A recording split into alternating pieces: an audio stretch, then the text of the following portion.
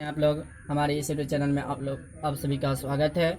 आज हम लोग क्लास 10th का केमिस्ट्री सेकेंड चैप्टर अम्ल क्षार एवं लवण से संबंधित महत्वपूर्ण टॉपिक्स पे बात करेंगे। हम लोग पहले पढ़ चुके थे, अम्ल का रासायनिक गुण के बारे में भी देखे थे, इसके साथ ये भी देखे थे कि उदासीकरण अभिक्रिया से आप क्या समझते हैं, उसका प्रकार देखे थे। तो सबसे पहले आज हम लोग देखेंगे कि नए वीडियो में नए टॉपिक के साथ क्षार का रासायनिक गुण। तो सबसे पहले ये भी देखे थे कि अम्ल का रासायनिक गुण देखे थे पहला नंबर में धातु से अभिक्रिया। तो क्षार का भी रासायनिक गुण पहला नंबर में देखेंगे भी धातु से अभिक्रिया। तो क्षार जैसे होता है धातु से अभिक्रिया करके सोडियम जिंकेट बना देता है। तो देख रहे हैं पहला नंबर में। तो आपसे क्वेश्चन पूछा जा सकता है कि क्षार के 2 रासायनिक गुणों को लिखे, 5 रासायनिक गुणों को लिखे। तो पहला नंबर में क्षार का रासायनिक गुण होगा धातु से अभिक्रिया।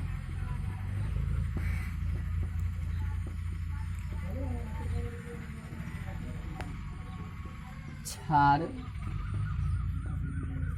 धातु से अभिक्रिया करके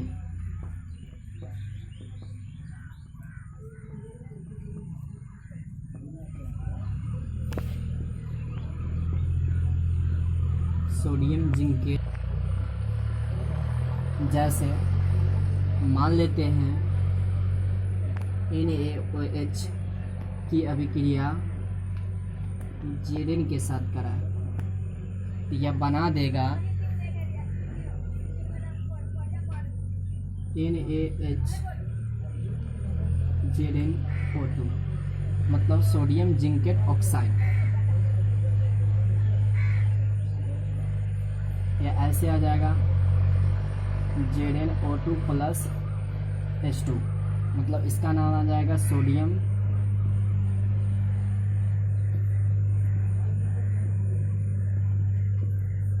जिंकेट और प्लस हाइड्रोजन अलग हो जाता है। तो यहाँ हम संतुलित करेंगे, मतलब ऑक्सीजन यहाँ 2 गो है, यहाँ ऑक्सीजन 1 गो है, तो 2 से गुना कर देंगे तो ऑक्सीजन भी 2 हो जाएगा, हाइड्रोजन भी 2 हो, हाइड्रोजन भी 2, ऑक्सीजन भी 2। अब यहाँ जिंक सोडियम 2 आया, तो सोडियम 2 से गुना कर देंगे तो 4 गो आया, तो इसमें 4 से गुना कर देंगे।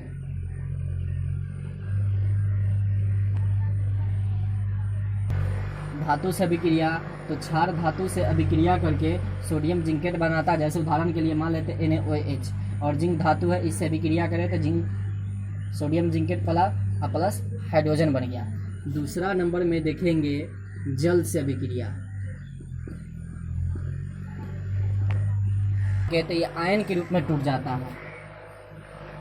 क्षार जल से अभिक्रिया करके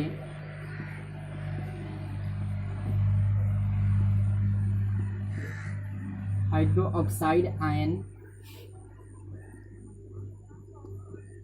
बनाता है।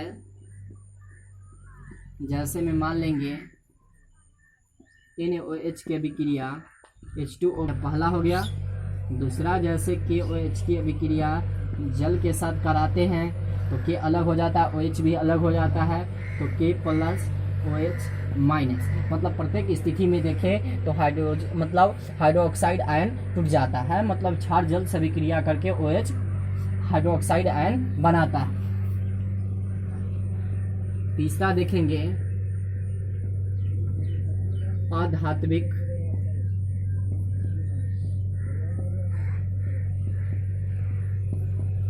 ऑक्साइड से अभिक्रिया।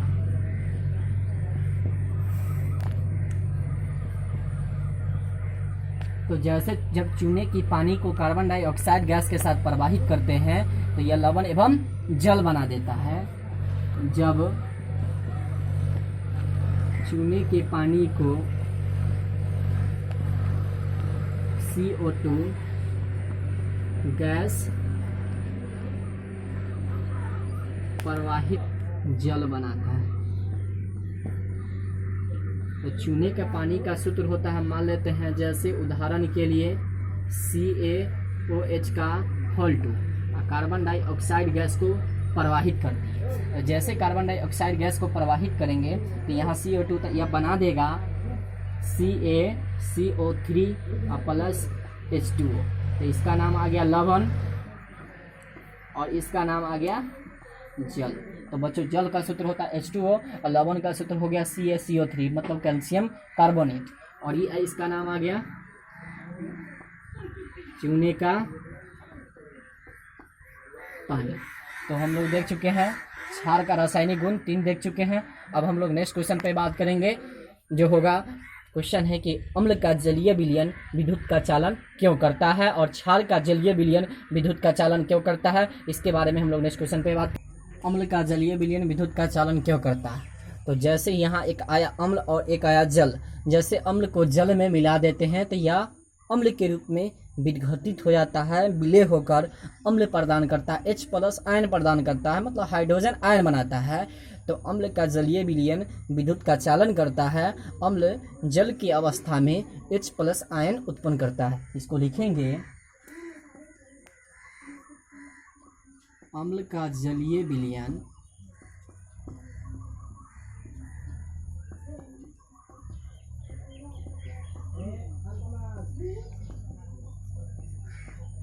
विद्युत का चालन करता है क्योंकि अम्ल जल में विलय होकर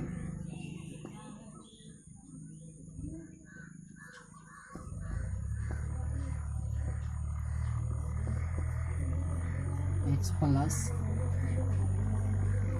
आयन बनाता है। नेक्स्ट प्रश्न है क्षार का जलीय विलयन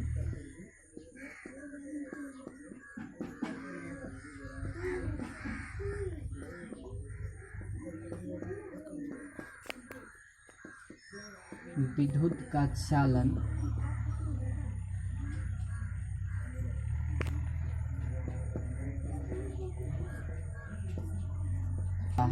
तो जब क्षार को जल में मिलाते हैं तो OH आयन मतलब हाइड्रो ऑक्साइड आयन के रूप में टूट जाता है। तो इसको लिखेंगे क्षार का जलीय विलयन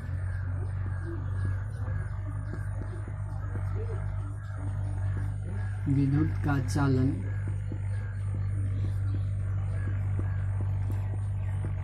करता है क्योंकि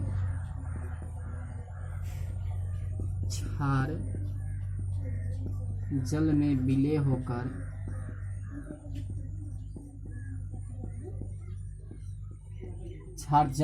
होकर OH आयन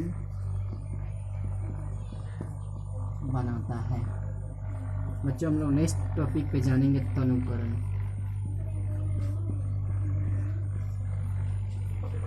देखेंगे हम लोग तनुकरण। तो तनुकरण क्या होता है, जल में एक अम्ल को ले लेते हैं और एक क्षार को ले लेते हैं। पहला अम्ल आया दूसरा क्षार आया और मान लेते हैं जल है।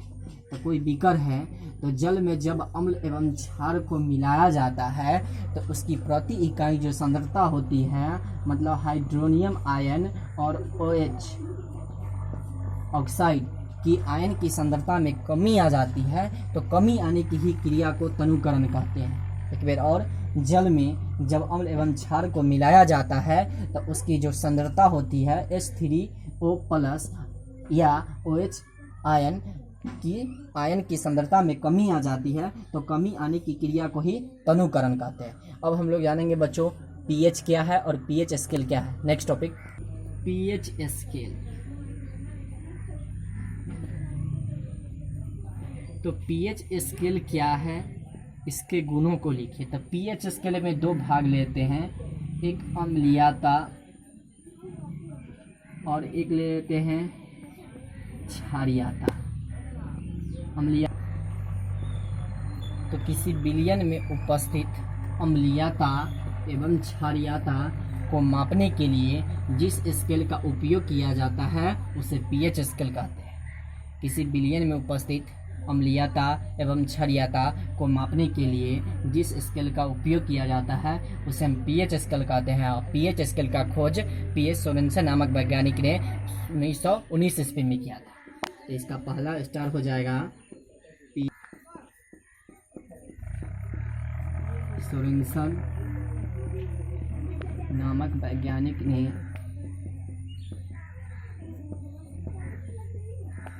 उन्नीस सौ 9 ईस्वी में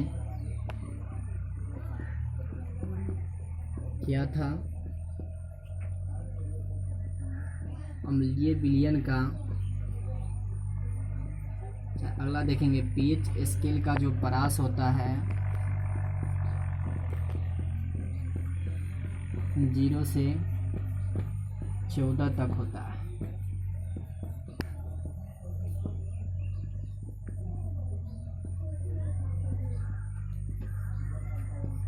अम्लीय विलयन का पीएच मान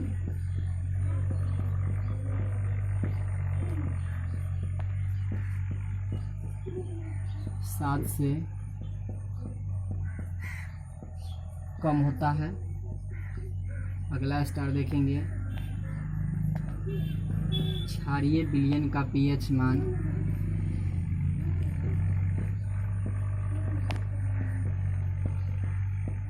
7 से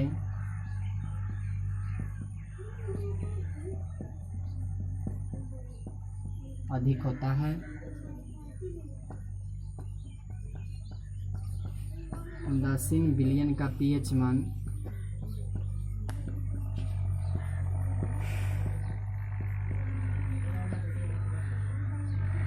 7 होता है। तो बच्चों हम लोग देख लिए पीएच स्केल का खोज भी सोरेनसन नामक वैज्ञानिक ने किया था। पीएच स्केल का परास 0 से 14 तक होता है। अम्लीय विलयन का पीएच मान 7 से कम होता है। क्षारीय विलयन का पीएच मान 7 से अधिक होता है। अब देखें उदासीन विलयन का जो पीएच मान होता है वह सदैव 7 होता है। अब बच्चों हम लोग देखेंगे कि पीएच किसे कहते हैं। अभी हम देखें पीएच स्केल, अब हम लोग जानकारी प्राप्त करेंगे कि पीएच किसे कहते हैं। तो पीएच बराबर सूत्र होता है 1/log-H। तो देखेंगे हम लोग, तो सूत्र से जानते हैं कि पीएच बराबर सूत्र होता है 1/log-H। और लघु गुणक के हम सूत्र से जानते हैं कि log m/n का जो सूत्र होता है log m - log n होता है। अगर इस फार्मूला पे हम बात करें, अगर इस टर्म पे हम बैठाना चाहें तो log 1 - log h हो जाएगा। तो pH बराबर हो जाएगा log 1 - log h। अब बच्चों log 1 का मान 0 होता है, तो इक्वल जो log 1 का मान होगा वह 0 के बराबर होगा। तो pH बराबर आ जाएगा 0 - log h आ गया। तो pH यह इक्वल हो जाएगा -log h और यह बराबर हो जाएगा 1/log h के बराबर। तो एक संबंध आ गया pH बराबर -log h, यह इक्वल होगा 1/log h के बराबर। तो pH होता है कि किसी विलयन में उपस्थित अम्लीयता एवं क्षारीयता। तो दो चीज़ देखें, मतलब देखें किसी विलयन में उपस्थित अम्लीयता एवं क्षारीयता की आयन की जो सांद्रता होती है उसके ऋणात्मक लघु गुणक को पीएच कहते हैं। एक बार और, किसी विलयन में उपस्थित अम्लीयता एवं क्षारीयता आयन की सांद्रता के ऋणात्मक लघु गुणक को, ऋणात्मक मतलब माइनस, ऋणात्मक लघु गुणक को पीएच कहते हैं। और पीएच बराबर जो फार्मूला हो जाएगा वह पीएच बराबर -log h into 1/log h होता है। तो हम देख लेंगे। अब हम लोग पीएच से संबंधित एक टर्म देखेंगे, टॉपिक देखेंगे, शुद्ध जल। तो शुद्ध जल का पीएच मान हमको निकालना है। तो शुद्ध जल का जो यह पीएच मान होता है 1 × 10⁻⁷ होता है। 10 के पावर क्या होता है -7। तो यह 1 × 10⁻⁷ के बराबर होता है। तो यह मान आ जाएगा log h के बराबर। इसके बराबर, और यह मान जो है h के बराबर है। h का मान यहाँ रख देंगे। तो जैसे अगर हम pH बराबर हम सूत्र से जानते हैं कि -log h होता है, तो यहाँ h का मान रख देंगे। तो यह मान आ जाएगा -log 1 × 10⁻⁷। तो पावर को बाहर कर देंगे तो -7 × log 10 आ जाएगा। और बच्चों लोग 10 का मान 1 होता है, माइनस माइनस हो जाएगा प्लस, तो 7 गुना 1 बराबर 7। तो शुद्ध जल का जो पीएच मान आ गया 7। तो लिखेंगे नोट में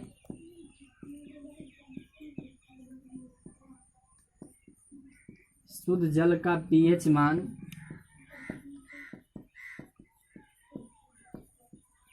सदैव 7 होता है, जिसे मृदु जल या आश्वित जल भी कहते हैं।